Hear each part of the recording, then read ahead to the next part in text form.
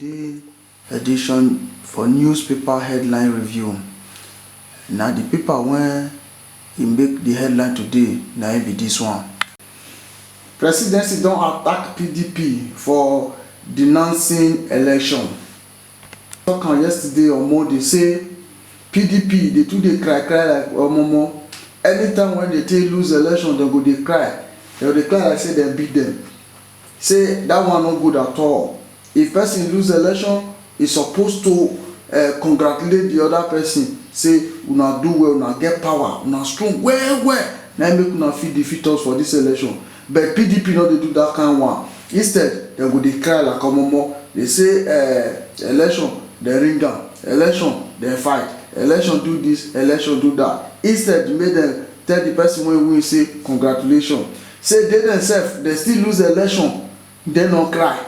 But if PDP lose, any election when PDP lose, na election when not good be that one. But the one when PDP win, na the election when it good. Say make them stop this thing, say not good. Now senior assistant to President Muhammadu Buhari on media and publicity, Malam Garba Shehu, na he talk this one on behalf of the presidency. Today, na what toilet day? The day when we say the words come set aside say na today na they tell you go toilet. If you want shit, you go shit there. If you want peace, you go there. In case body they do you somehow, you go one small room when they prepare where you go they do one. Then they come talk and say people don't they quit they go there.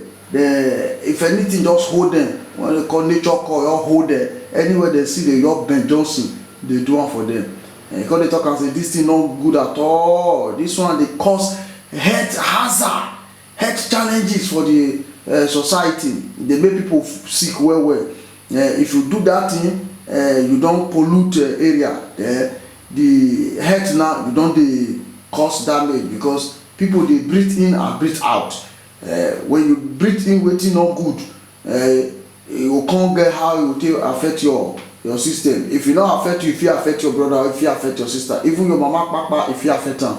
So they come talk and say it's not good at all. Make they take time, take run enter inside the small room when they prepare say make them for they do all those things. Now so they talk and say make they try, they help the society.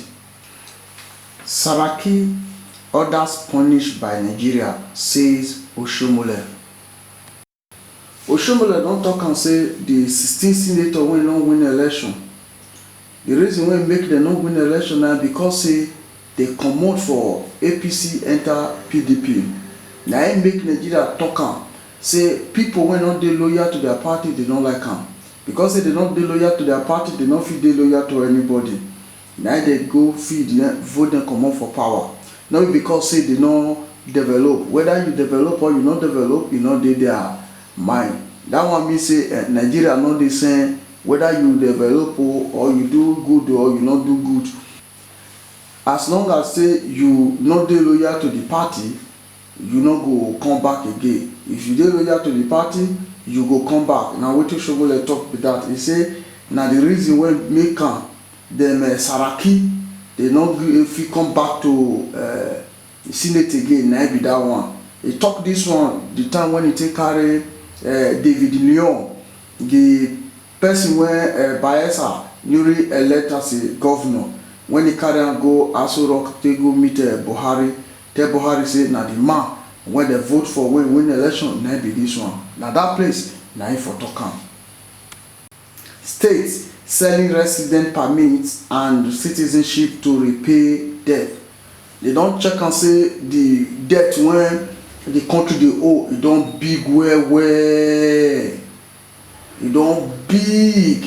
They can't discover and say the country don't they owe $50 billion. $50 billion. Now the country they owe now, the money where they borrow. We don't know what they borrow until do. Now the problem when they get for Africa now be this one. The country now 47.5 million. Now they owe $50 billion. If you divide that one, you discover say every person for the citizen, every child of that country, when they born for that country, if they owe $1,300 $1,300 na dem dey owe, and dis people dey not reach where dem for borrow am. As dem come see dis one, na dem decide say we need to do something to pay dis debt. Na dem begin to sell their own citizenship, their state permit. Now dem dey sell am. Dem dey sell am for anybody wey e care to buy, to any country at all. As long as say you get money to buy, come buy. Africa, make una learn. Kenya, make una learn. 182 Kenyans arrested while applying for legal status in USA. DACA na program for USA when they allow people bring children come as USA, which we call children immigrants. Then they allow people come with their children seek for asylum. Now, the children, if you not get them, you not fit stay. If you stay, they see you, they fit deport you. Now the people they go there, make them go register themselves. Make them still done the thousands of people when they there for the immigration office. That's the reason now they package all of them. Instead, make them give them the 2 years, they come package all of them. Not be only Kenya they arrest, but they arrest so many people, almost 1,000 people when they arrest for that place because they not get paper.